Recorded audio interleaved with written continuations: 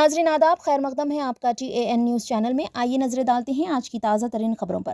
سید عظمت اللہ حسینی نے آج ریاستی وقف بورڈ کے دفتر واقع حج ہاؤس نامپلی حیدرآباد میں اپنے چیمبر میں چیئرمین وقف بورڈ کی حیثیت سے جائزہ حاصل کر لیا۔ اس موقع پر ان کے ہمراہ رکن اسمبلی ورنگل ویسٹ نائنی راجندر ریڈی اور وقف board chief executive officer Khwaja Moinuddin بھی موجود۔ مسافروں کی جانب سے پرائیویٹ کرائے کی بس ڈرائیور پر حملے کے خلاف ڈرائیوروں نے چہارشنبے کو بس سٹینڈ پر احتجاجی مظاہرہ کیا۔ معروف وکیل فالی ایس نیرمن انتقال کر گئے۔ وہ بڑھاپے سے متعلق علالت کے باعث انتقال کر گئے۔ ان کی عمر 95 سال تھی۔ فالی نیرمن سپریم کورٹ میں سینئر وکیل تھے۔ انہوں نے 1991 سے 2010 تک بار ایسوسی ایشن آف انڈیا کے صدر کی حیثیت سے خدمات انجام دی۔ عرب خطے میں اونٹنی کے دودھ کا استعمال صدیوں پرانا طریقہ ہے۔ سعودی عرب کے دور دراز کے علاقوں اور قیوں میں اونٹنی کے دودھ کا استعمال آج بھی عام ہے۔ شہری علاقوں میں اونٹنی کے دودھ کو عام دستیاب کرنے کے لیے سعودی پبلک انویسٹمنٹ فنڈ کے زیر مملکت سوانی کمپنی نے جدہ اور مکے میں اونٹنی کے دودھ اور ڈیری مصنوعات کے اسٹور کا آغاز کیا ہے۔ اخبار 24 کے مطابق مکے میں مسجد الحرام کے نزدیک جمہیرہ ہوٹل پر نوخ اسٹور کا افتتاح کیا گیا۔ لفظ نوخ ناخا سے آیا ہے۔ عربی میں اونٹ کو جمل کے علاوہ ناخا بھی کہتے ہیں۔ جدہ میں وزیر حج و عمرہ توفیق العربیہ نے جدہ کے تاریخی علاقے میں برانچ کا افتتاح کیا۔ نوخ دکانوں پر خریداروں کی خواہشات کے مطابق مختلف اقسام کے اونٹنی کے دودھ، پنیر، مکھن، کریم اور دیگر اعلیٰ معیار کے ڈیری مصنوعات فراہم کی جا رہی ہے۔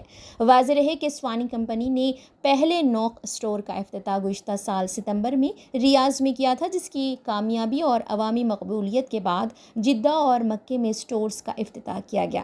کمپنی کے CEO احمد جمال الدین نے کہا ہے کہ جدہ التاریخیہ اور مکے میں اسٹورز کا افتتاح کمپنی کے بتدریج توسیع منصوبہ کا حصہ ہے، جس کے تحت بین الاقوامی سطح پر توسیع سے پہلے خلیجی مارکیٹ میں اسٹورز قائم کیے جائیں گے۔ سید عظمت اللہ حسینی نے آج ریاستی وقف بورڈ کے دفتر واقع حج ہاؤس نامپلی حیدرآباد میں اپنے چیمبر میں چیئرمین وقف بورڈ کی حیثیت سے جائزہ حاصل کر لیا۔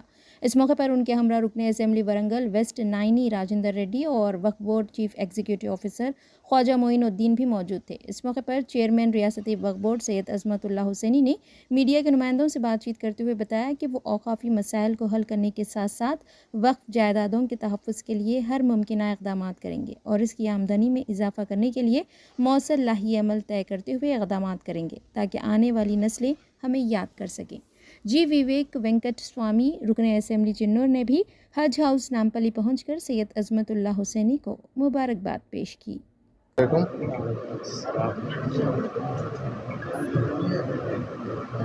پچھلے ہفتے 16 تاریخ کو وقف بورڈ کے معزز اراکین کے جانب سے مجھے وقف بورڈ کا چیئرمین منتخب کرنے کے بعد آج میں پوری طریقے سے وقف بورڈ کی چیئرمین کی حیثیت سے اپنا جائزہ لے رہا ہوں۔ مجھے منتخب کرنے کے لیے تمام وقف بورڈ کے معزز اراکین کا میں تہہ دل سے شکریہ ادا کرتا ہوں اور میرے پچھلے 25 سال کی سیاسی جو میرا سفر رہا اس کو مد نظر رکھتے ہوئے جو ایک ملت کی قوم کی خدمت کے لیے مجھے بہت بھاری ذمہ داری میرے کاندھوں پہ رکھے ہیں، مجھ پہ جو بھروسہ کر کے، اس کے لیے میں ہمارے قائد محترمہ سونیا گاندھی جی کا، ملکارجن کھڑگے جی کا، راہل گاندھی جی کا، پرینکا گاندھی جی کا، کے سی وینو گوپال جی کا، ہمارے انچارج دیپا داس منشی جی کا میں شکریہ ادا کرتا ہوں۔ اس کے ساتھ ساتھ بہت خاص طور پر ہمارے ہر دل عزیز وزیر اعلیٰ جناب ریونت ریڈی صاحب کا اور نائب وزیر اعلیٰ بھٹی وکرمارکا صاحب کا، اس کے ساتھ ساتھ تمام وزراء کا میں تہہ دل سے شکریہ ادا کرتا ہوں جو مجھ پہ یہ ذمہ داری، میں سمجھتا ہوں یہ میرے لیے عہدہ نہیں ہے، ایک ذمہ داری سمجھ کے میں کام کروں گا انشاءاللہ، اور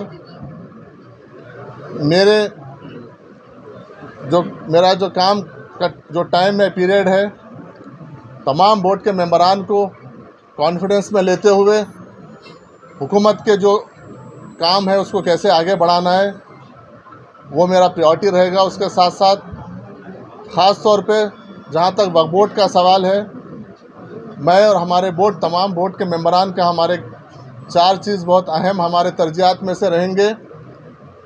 جو وقف بورڈ کے جو زمینات پہ جو قبضے ہوئے ہیں اس کو ہم کس طریقے سے بچائیں، واپس لائیں، وہ ایک ہماری اہم ترجیحات میں سے ایک ہے۔ دوسری، جو ہمارے لیگل جو ہمارا بیٹل ہے، جو کورٹ میں چل رہے ہیں، طرح طرح کے جو ہڈلس ہے، اس کو کیسے ہم آسانی سے اس کو حل کر کے اس کو وقف بورڈ کی جائیداد کو واپس ہم لیں، وہ ایک اہم مدعا ہے۔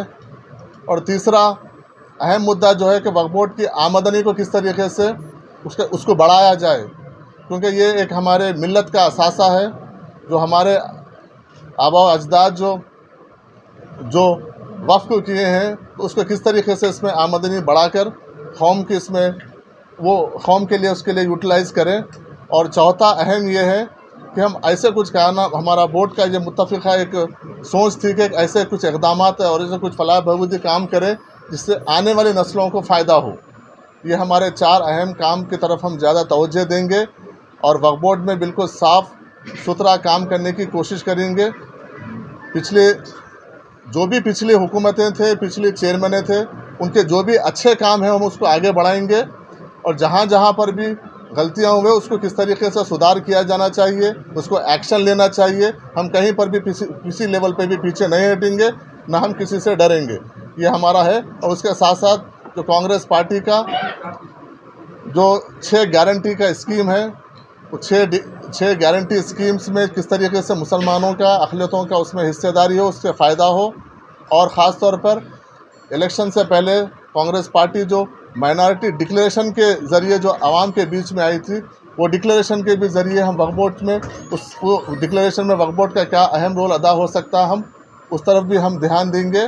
اور میں آپ تمام لوگوں کا پھر ایک بار خاص طور پہ میڈیا والوں کا اور میرے جتنے بھی NSY یوتھ کانگریس ہمارے سینئر قائدین ہیں، ان سب کا میں شکریہ ادا کرتا ہوں جو میرے سیاسی سفر میں میرے ساتھ تھے، آج بھی میرے ساتھ ہے، اور انشاءاللہ امید کرتا ہوں کہ آگے بھی آپ لوگ کے میرے ساتھ تعاون رہے گا، میرے ساتھ دعائیں رہیں گی، اور ہر قدم پہ آپ لوگ کی میرے ساتھ آپ کھاندے سے کھاندہ ملا کے، کیونکہ یہ ایک بہت بڑی ذمہ داری ہے، آپ لوگ کے بغیر میں اس کو میں کر نہیں پاؤں گا، آپ سب کا مجھے ساتھ ہونا چاہیے۔ اور خاص طور پر میں ہمارے ورنگل ویسٹ کے MLA میرے بڑے بھائی، پچھلے 20 سال سے ہماری ایک دوستی ریلیشن ہے، بھائی کا رشتہ ہے ہمارا، راجندر ریڈی صاحب بھی خاص طور پہ میرے لیے آئے ہیں، ان کا بھی شکریہ ادا کروں گا، اور تمام لوگوں کا میں تہہ دل سے شکریہ ادا کروں گا، اور امید کروں گا کہ خاص طور پہ CO صاحب کا بھی اگلے آنے والے دنوں میں کوآپریشن رہے گا، اسٹاف کا کوآپریشن رہے گا، اور ہم بیٹھیں گے، بات کریں گے۔ اگلے 2-3 دن ہم ڈپارٹمنٹ وائز ریویو کریں گے،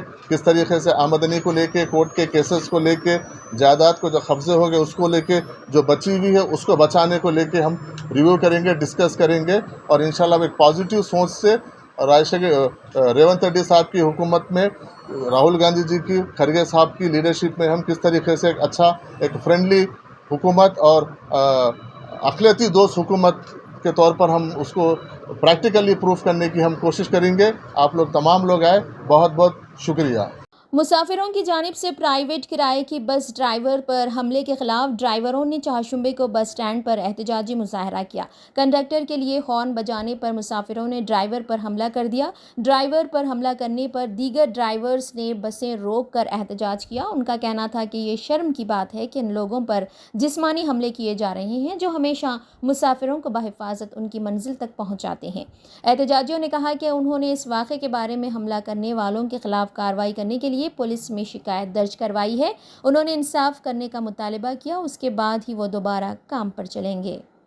آواز کی دنیا کے بے تاج بادشاہ امین سیانی کا انتقال ہو گیا۔ اپنے وقت کے مشہور ریڈیو پروگرام بینا کا گیت مالا کے ذریعے ان کی آواز ہر گھر میں گونجتی تھی۔ ان کی عمر 91 سال تھی. خلق پر حملے کی وجہ سے ان کا منگل کی شام ممبئی میں انتقال ہو گیا. امین سیانی کے فرزند راجل سیانی نے اس بات کی تصدیق کی. منگل کی شام ان کے قلب پر حملہ ہوا اور انہیں علاج کے لیے اسپتال منتقل کیا گیا جہاں ان کا انتقال ہو گیا.